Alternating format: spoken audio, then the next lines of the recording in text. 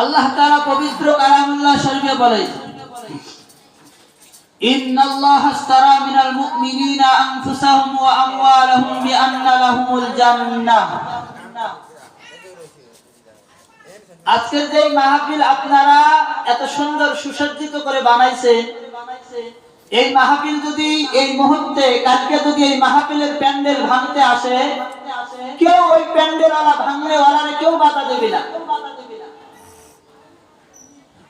ইমাম সাহেবও বাধা দেবে না, এলাকার মানুষও বাধা দেবে না। কিন্তু এই মাহফিল এখন বর্তমান যে প্যান্ডেল আছে, এই প্যান্ডেল যদি কেউ ভাঙতে আসে, এই এলাকার মানুষ বলবে তার চামড়া খুলে নেওয়া হবে। কথা বলেন ঠিক না বেঠিক? এজন্য আল্লাহ তাআলা পবিত্র কালামুল্লাহ শরীফে বলে, ইন্নাল্লাহা আশতারা মিনাল মুমিনিনা আনফুসাহুম ওয়া আমওয়ালাহুম বিআন্না লাহুমুল জান্নাহ। আমি আল্লাহ তাআলা কুরাই করে দিয়েছি মুমিনদেরকে তার জান এবং মাল, বিআন্না লাহুমুল জান্নাহ, এবং মুমিনের জান মাল কুরাই করে নেওয়ার কারণে আমি আল্লাহ তাআলা মুমিনদেরকে জান্নাত দিয়ে দেব। সুবহানাল্লাহ।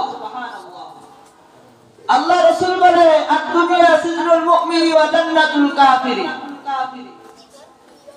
মুমিনের জন্য দুনিয়াটা জেলখানা, কাফের মুশরিকের জন্য এই দুনিয়াটা বালাখানা। আজকের এই মাহফিলের যারা প্যান্ডেলে সহযোগিতা করছে, তারা মাল দিয়ে সহযোগিতা করছে। আল্লাহ তাআলা বলে, আমি যে আয়াত আপনাদের মাঝে তেলাওয়াত করেছি, এই আয়াতের শানে নাযিল হচ্ছে মক্কায় মোট 72 জন মানুষ ছিল। এই 72 জনের মধ্যে পুরুষ ছিল 74 জন আর মহিলা ছিল 2 জন। মোট 72 জন মিনার পাশে রাসূল করিম সাল্লাল্লাহু আলাইহি সাল্লামের কাছে বায়াত গ্রহণ করলেন। বায়াত গ্রহণ করার ওই মুহূর্তের সময় বিশিষ্ট সাহাবী আব্দুল্লাহ ইবনে রাওহা রাসূল করিম সাল্লাল্লাহু আলাইহি সাল্লামকে বললেন, ইয়া রাসূলুল্লাহ, আমরা যে বায়াত গ্রহণ করলাম আল্লাহর ব্যাপারে এবং আপনার ব্যাপারে কোনো শর্ত থাকলে আমাদেরকে পরিষ্কার করে বলুন। রাসূল করিম সাল্লাল্লাহু আলাইহি সাল্লাম বলে, ও আব্দুল্লাহ ইবনে রাওহা, ভালো করে শুনো, আমার আল্লাহ তাআলার ব্যাপারে শর্ত হচ্ছে তোমরা আল্লাহর একমাত্র ইবাদত করবা,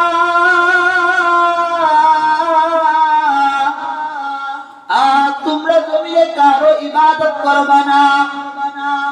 ও আব্দুল্লাহ ইবনে রাওহা, ভালো করে শোনো, আল্লাহ তাআলার ইবাদত করতে যদি তোমার জীবন যায়, আল্লাহর রাস্তায় তুমি জীবন দিবা, তবুও কিন্তু অন্য মানুষের ইবাদত করা যাবে না। আল্লাহ রাসূল এবার বলতেছে, আব্দুল্লাহ ইবনে রাওহা বলতেছে, ইয়া রাসূলুল্লাহ, আপনার ব্যাপারে কি শর্ত? আপনার আমার হাবিব মুহাম্মদুর রাসূলুল্লাহ সাল্লাল্লাহু আলাইহি ওয়াসাল্লাম বলে, আমার ব্যাপারে শর্ত হচ্ছে আমাদের জান মাল হিফাজত করা, এটাই শর্ত।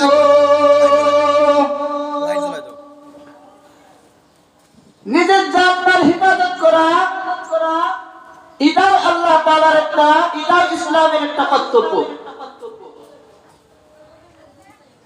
তার রাসূল আল্লাহর ব্যাপারে কি বললেন? যে আল্লাহ তাআলার ইবাদত ছাড়া কারো ইবাদত করা যাবে না। আমরা আল্লাহ তাআলার ইবাদত করি, আমাদের সমাজের মানুষ দেখা যায় 5 ওয়াক্ত নামাজ পড়ে আল্লাহর গোলামি করে, কিন্তু যদি কিছু সময় বন্দুকের ভয় দেখায়, কিছু সময় যদি জেলের ভয় দেখায়, আল্লাহর গোলামকে যদি কয়, আল্লাহর গোলামকে আমার সামনে মাথা নত কর, মাথা নত যদি না করে তোমার কিছুক্ষণের মধ্যে জেলখানায় ঢুকতে হবে। আল্লাহর গোলাম যদি তার সামনে মাথা নত করে, মুসলমান ভালো করে শুনো, ওই আল্লাহর গোলাম পাক্কা মুসলমান নয়। সমাজের নাম ধরি মুসলমান। একমাত্র যদি মাথা নত করতে হয় আল্লাহ তাআলার সামনে মাথা নত করব, আর পৃথিবীর কোন জমিনের মানুষের সামনে মাথা নত করব না। যদি তাদের জীবন যায় জীবন দিতে রাজি, তবুও কারোর সামনে মাথা নত করতে রাজি নয়। খলিফাতুল মুসলিমিন ওমর রাদিয়াল্লাহু তাআলা আনহু জানমাল কিভাবে সাহাবায়ে কেরাম আল্লাহর রাস্তায় ব্যয় করেছিল। খলিফাতুল মুসলিমিন ওমর রাদিয়াল্লাহু তাআলা আনহু আব্দুল্লাহ ইবনে উযাইফারে আমির বানাইয়া তার কিছু সাথী বর্গ নিয়া শাম দেশে পাঠাইয়া দিলেন। আব্দুল্লাহ ইবনে উযাইফা রাদিয়াল্লাহু তাআলা আনহু তার সাথীদেরকে নিয়ে শামের দিকে রওনা। কিছুক্ষণ যাওয়ার পর জালেম শাসকের কাছে আব্দুল্লাহ ইবনে উযাইফা এবং তার সাথীবর্গরা আটক হয়ে গিয়েছে। আটক হওয়ার পর কাফের মুশরিকরা আব্দুল্লাহ ইবনে উযাইফা এবং তার সাথীদেরকে নিয়ে জালেম শাসক হিরাকিয়াসের নিকটে আব্দুল্লাহ ইবনে উযাইফারে নিয়ে গেছে। নিয়ে যাওয়ার পর জালেম শাসক কয়, আব্দুল্লাহ ইবনে উযাইফা, এই যে আমার রাজত্ব দেখতেছো, এই রাজত্ব তোমার অর্ধেক দিয়ে দিব। তুমি যদি ইসলাম ধর্ম ত্যাগ করিয়া আমার খ্রিস্টান ধর্ম গ্রহণ করো, ওই যে আমার সুন্দর রূপসী মেয়ে দেখতেছো আব্দুল্লাহ ইবনে উযাইফা, যেই মেয়ের জন্য হাজার হাজার যুবক পাগল হইয়া থাকে, যেই আমার মেয়ে ওই যে রূপসী দেখতেছো আব্দুল্লাহ ইবনে উযাইফা, ওই মেয়ের জন্য হাজার যুবক ওয়েট করে। ও আব্দুল্লাহ ইবনে উযাইফা, তুমি যদি তোমার ইসলাম ধর্ম ত্যাগ করো, আমার খ্রিস্টান ধর্ম গ্রহণ করো, আমি আমার রাজত্ব অর্ধেক দিয়ে দিব, আর আমার সুন্দর রূপসী মেয়ে দিয়ে তোমারে দিয়ে দিব। আব্দুল্লাহ ইবনে উযাইফা এই অপার শুনে হাসতেছে, মুস্কি মুস্কি হাসে। মুস্কি মুস্কি হাসার পর বলে, ওই জালেম শাসক, ভালো করে শুনিয়া নাও, তোমার এই সামান্য তো রাজত্ব যে দেখতেছি আমি, এই শুধু না, সারা পৃথিবী যদি আমাকে দাও, আর সারা পৃথিবীর সুন্দর সুন্দর রমণী গুলো তুমি যদি এক জায়গায় করে প্রস্তাব দাও, আল্লাহর কসম, আল্লাহর কসম, আল্লাহর কসম, মুহাম্মাদুর রাসূলুল্লাহ সাল্লাল্লাহু আলাইহি সাল্লামের ধর্ম আমি ত্যাগ করতে পারবো না। সুবহানাল্লাহ। আজ আমার দেশের কি হয়ে গেল, মৌলবীরা বুখারী শরীফ পড়াইতে পারে মুহাদ্দিস, এরা আবার কিছু জালেম শাসকের সময় কি ছিল উলামায়ে লীগ, এরা হুজুর। আর আব্দুল্লাহ ইবনে উযাইফা কি দিল, রাজত্ব অর্ধেক দিয়ে দিল, সুন্দরী মেয়েকে দিয়ে বিয়ে দিতে চাইল। তারপর আব্দুল্লাহ ইবনে উযাইফা সবগুলো ত্যাগ করলো। আর দেশের কিছু উলামায়ে কিরাম কুলাঙ্গাররা জালেম শাসকের, স্বৈরাচারের জালেম শাসকের পাঁচ টাকা গোলামি করিয়া এরা বলে উলামায়ে লীগ ছিল, এরা উলামায়ে লীগ না, এরা মানুষ নামের এই সমস্ত ইসলাম বিক্রি করে না। আলেম কথা বলেন, ঠিক না বেঠিক? এই প্রস্তাব আব্দুল্লাহ ইবনে উযাইফা বাতিল করে দিলেন। আব্দুল্লাহ ইবনে উযাইফা যখন এই প্রস্তাব বাতিল করলেন, আব্দুল্লাহ ইবনে উযাইফারে এবার রোম সম্রাট বলে, জালেম শাসক বলে, এই আব্দুল্লাহ ইবনে উযাইফা, তুমি যদি আমাদের ধর্ম গ্রহণ না করো, তোমারে কিন্তু কিছুক্ষণের মধ্যে আগুনে ফেলাই দেওয়া হবে। এই হুমকি দুমকি দিচ্ছে। আব্দুল্লাহ ইবনে উযাইফা তার ঈমানের উপর অটল। আব্দুল্লাহ ইবনে উযাইফা ইসলাম ধর্ম ত্যাগ করে না। জালেম শাসক তার সকল বাহিনীদেরকে বলল, যাও আমার দেশের যত লাকড়ি আছে সব জায়গায় এক করো, বড় একটা ড্যাগ নিয়ে আসো, ড্যাগ নিয়ে আসো, ওই ড্যাগের মধ্যে তেল দাও, তেল দিয়ে এবার এত ফুটান্ত গরম তেল টকবক টকবক করতেছে।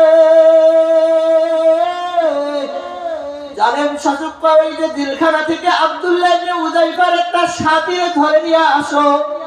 ধরে নিয়ে আসার পর ওই টকবক গরম তেলের মধ্যে ওই সাথীরে ফেলাইয়া দিল। মুহূর্তের মধ্যে আল্লাহর বান্দা শাহাদাত বরণ করলো। জালেম শাসক কয়, আব্দুল্লাহ ইবনে উযাইফা তাকাইয়া দেখ, তোমার ওই সাথীর অবস্থারে আব্দুল্লাহ ইবনে উযাইফা, তুমি যদি এই মুহূর্তে যদি ইসলাম ধর্ম ত্যাগ না করো, তোমার ওই ফুটান্ত গরম তেলের মধ্যে ফেলিয়ে দেওয়া হবে। আব্দুল্লাহ ইবনে উযাইফা চোখ দিয়া পানি টপটপ করে পড়ে। পানি পড়া দেখিয়া কাফের মুশরিকরা মুস্কি মুস্কি হাসে। কয়, মনে হয় আব্দুল্লাহ ইবনে উযাইফা ভয় পাইয়া গেছে, ইসলাম ধর্ম ত্যাগ করিয়া দেবে, কান্না করতেছে। এবার জালেম শাসক বলে, ওই আব্দুল্লাহ ইবনে উযাইফা কান্না করো কেন? আব্দুল্লাহ ইবনে উযাইফা বলে, এই জালেম শাসক ভালো করে শুনে রাখো, আমি এই জন্য কান্না করি, আমি কোনো গরম তেলের ভয়ে কান্না করি না, আমি এই জন্য কান্না করি, আল্লাহ তাআলা যদি আবার একটা জান না দিয়া 1100 জান দিত, আমি আব্দুল্লাহ ইবনে উযাইফা আল্লাহর রাস্তায় 100 জান দিয়ে দিতাম। সুবহানাল্লাহ। এই ছিল আব্দুল্লাহ ইবনে উযাইফার ঈমান। আর আপনার আমার ঈমানের কি অবস্থা মুসলমান? আব্দুল্লাহ ইবনে উযাইফা এখানেও বিজয় লাভ করলো, জালেম শাসক পাইল না। জালেম শাসক এবার বলল, রে এই কৌশলে হবে না। আব্দুল্লাহ ইবনে উযাইফার ফাঁসির দড়িতে ঝুলার জন্য নির্দেশ দিয়ে দিল। ফাঁসির মঞ্চ তৈরি করলো। ফাঁসির মঞ্চ তৈরি করার পর আব্দুল্লাহ ইবনে উযাইফার যখন ফাঁসি দিয়ে নিয়ে যায়, আব্দুল্লাহ ইবনে উযাইফা আবারও কান্না করে। কান্না করার পর কয়, আব্দুল্লাহ ইবনে উযাইফা কান্না করো কেন? ইসলাম ধর্ম ত্যাগ করবা না আমাদের ধর্ম গ্রহণ করবা বলো তো? এই জালেম শাসক ভালো করে শোনো, আমি আব্দুল্লাহ ইবনে উযাইফা তোমার এই ফাঁসির দড়ির জন্য কান্না করি না, আমি কান্না করি আমার যে জান আল্লাহ তাআলা নিচ্ছে, এই জান রূহ যে কবজ করবে আজরাইল, এই জান কবজ করা আমার আল্লাহ তাআলার কাছে পৌঁছাইবে কিনা, আমি এই ভয়ে শুধু কান্না করি। আমার দেশের জালেম শাসক যখন ওই যে মোল্লা কাদের মোল্লাকে যখন ফাঁসি দেয়, তখন মনে করছিল, বলছিল, ওই কাদের মোল্লা যাও আমাদের রাষ্ট্রপতির কাছে মাফ চাও, আমাদের রাষ্ট্রপতির কাছে যদি মাফ চাও, আর রাষ্ট্রপতি যদি মাফ করে দেয়, তাহলে তুমি ফাঁসি দড়ি থেকে বাঁচিয়া যাবা। আব্দুল কাদের মোল্লা বলছিল, স্পষ্ট ভাষায় বলছিল, হে জালেম শাসক তোমরা শুনে রাখো, পৃথিবীর মধ্যে আমি আব্দুল কাদের মোল্লা ফাঁসির দড়িতে ভয় করি না, তোমাদের সামনে আমি ফাঁসির দড়িতে ঝুলতে রাজি, কিন্তু তোমাদের জালেম শাসকের সামনে আমি আব্দুল কাদের মোল্লা মাথা নত করতে রাজি না। কথা বলেন ঠিক না ঠিক? আমাদেরকে ইনশাআল্লাহ আগামী সাইকুল হাদিস আল্লামা মামুনুল হককেও তোমরা ফাঁসির মঞ্চে দেখাইয়া ভয় দেখাইছো, কিন্তু তোমরা কত বন্ধ করতে পারো নাই। আল্লাহর কসম দিয়ে বলি, সামনেও তোমরা ওলামায়ে কেরামের ফাঁসির দড়ির ভয় দেখাইয়া তোমরা কত বন্ধ করতে পারবে না ইনশাআল্লাহ। আব্দুল্লাহ ইবনে উযাইফার ফাঁসির দড়ি দেখাইয়া ভয় করে। আমাদের দেশেরও আছে এরকম ভয় দেখাইছিল। আরে আমাদের দেশের নায়ক নায়িকা, গায়ক গায়িকারা আদালতে যখন উঠে তখন সুন্দর হাতে কোনো হ্যান্ডকাপ নাই, কিচ্ছু নাই। আর আমার দেশের উলামায়ে কিরাম যখন জেলখানা থেকে যখন হাই করে তোলা হয়, তাদের হাতে হ্যান্ডকাপ ছিল এবং তাদের কোমরের মধ্যে রশি ছিল। সেই জালেম শাসক কি বলছিল? আমাদের উলামায়ে কিরাম দেশের যখন শাপলা পত্র গেছিল নবীর ইজ্জত হিফাজতের জন্য, হাজার হাজার মানুষকে শহীদ করে দিল। দেওয়ার পর সংসদে আসি আমার ম্যাডাম কয় শাপলা চত্বরে উলামায়ে কিরাম নাকি রং মাখাইয়া ঘুমাইছিল। এই ছিল আমাদের দেশের নেত্রীর অবস্থা। তারপর পরিণতি কি হলো?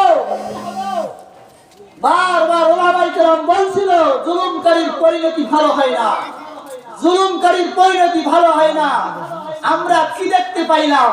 ও মুসলমান, আজরাইলের কাছে চুক্তি করলো 41 সাল পর্যন্ত এদেশের গতিতে থাকবে। চুক্তি করার পর এ জমিন থেকে থাকতে তো পারে নাই দূরের কথা। যেদিন 24 আগস্ট, সেই সমস্ত 24 সালে 5 আগস্টে এদেশের ক্ষুদ্র ক্ষুদ্র ছাত্ররা যখন তাদের মা বাবাকে ত্যাগ করিয়া জান মাল নিয়ে যেদিন রাস্তায় নামছে, জালেম শাসক তারা বাড়িতে এসে পারে এই কথা বলেন ঠিক না বেঠিক? আজও তারা কোরআনের কথা বন্ধ করার জন্য ষড়যন্ত্র করতেছে। আজও তারা ক্ষমতায় আসতে পারে নাই, কোরআনের মাহফিলে বাধা দিচ্ছে। আজও তারা ইসলামের সেই সমস্ত নেককার, সেই সমস্ত ইসলামী ভালো কাজে বাধা দিচ্ছে। আল্লাহর কসম নিয়ে বলি, এদেশের আজরাইলের সাথে যারা চুক্তি করছিল তারা দুনিয়া থেকে, বাংলার মাটি থেকে ভারতে পাচার হয়ে গিয়েছে। তোমরা ভারতে তো জায়গা পাবা না, আমেরিকাও জায়গা পাবা না, তোমাদের ঠিকানা একমাত্র বঙ্গোপসাগর হবে। কথা বলেন ঠিক যাবে কি? তাই তোমাদেরকে হুঁশিয়ারি করে দেই, ইসলামের কাজে বাধা দিতে আসিও না, তোমাদেরও হাত ভেঙে দেওয়া হবে ইনশাআল্লাহ। জালেম শাসকের হাত ভেঙে দিয়েছে দেশের মানুষ, তোমাদেরও দিবে ইনশাআল্লাহ। অপেক্ষায় থাকো, সময়ের অপেক্ষা। আব্দুল্লাহ ইবনে হুযায়ফা যখন এই জায়গায় বিদায় হয়ে গেল, আব্দুল্লাহ ইবনে হুযায়ফা বিদায় হওয়ার পর বলে এই কৌশলে আব্দুল্লাহ ইবনে হুযায়ফার ঈমান নষ্ট করা যাবে না। আব্দুল্লাহ ইবনে হুযায়ফার ঈমান যদি নষ্ট করতে চাও তাহলে তার এমন একটা নির্জন জায়গায় কামরায় নিয়ে যাও। কামরায় নিয়ে যাইয়া সুন্দর রমণী নায়িকা গায়িকা ঢুকাইয়া যাও। আব্দুল্লাহ ইবনে হুযায়ফার এমন একটা নির্জন ঘরে নিয়ে গেল।